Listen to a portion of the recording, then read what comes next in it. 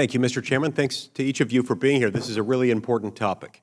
As we've talked a lot about today, more technology necessarily requires more spectrum, which happens to be a limited resource with large, valuable bands under the control of the federal government. And this is going to require us to look at both the licensed and the unlicensed parts of the spectrum, because both play an important role and both form part of this cohesive whole that is so important for the development of technology in our country and throughout the world. Federal agencies have very little incentive to share the spectrum that they have been allocated to them, or to make it available for commercial use, even if it's being used in a way that might be terribly inefficient. This isn't surprising. It is understandable. This inheres in the nature of government in many respects, but it's our job as a Congress to watch out for that fact and to do what we can to make sure that we manage this resource effectively.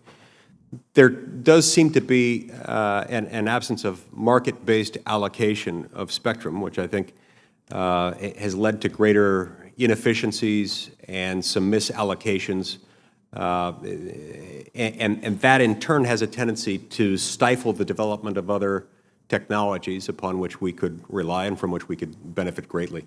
It's one of the reasons why at the end of the last Congress I was pleased to team up with Senator Markey to introduce the legislation that he referred to during his remarks, which is the Government Spectrum Valuation Act.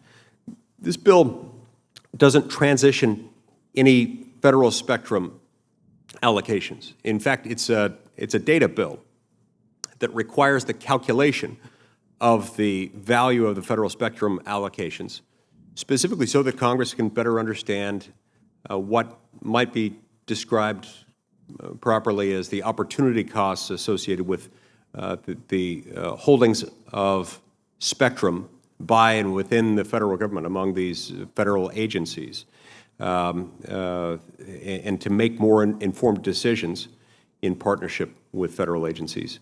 Mr. Gillen, it sounds like from your interaction, your exchange with Senator Markey, that given that spectrum is a limited resource, you believe that it is important for Congress to have the best data and tools necessary to identify any inefficiencies that might exist within the federal holdings of spectrum? Absolutely, and thank you for the legislation. It's an important data point, and as you said, this is about data. This is about providing the transparency as to what agencies have.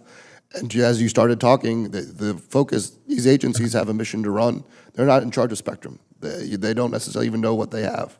And so a lot of this is how do we provide the tools of the Commerce Department and the other agencies to better understand a roadmap of what spectrum could be in the future available and what the economic opportunities there are.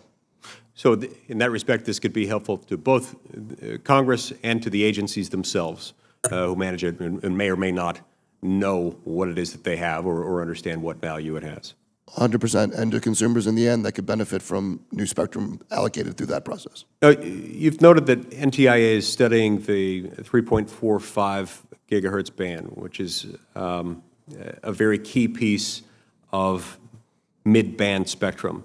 I'm pleased that NTIA is studying that. Do you think that an estimation on the 3.45 gigahertz band and its commercial value might be helpful as we consider that band's allocation? We do think it would be helpful. We think it would be helpful, and as we start to talk about what commercializing that band looks like, understanding the opportunity would be first and foremost. Overall, do you think that requiring the identification of these opportunity costs of federal spectrum allocations that I've described could help better equip Congress to work with federal agencies and manage federal spectrum efficiently?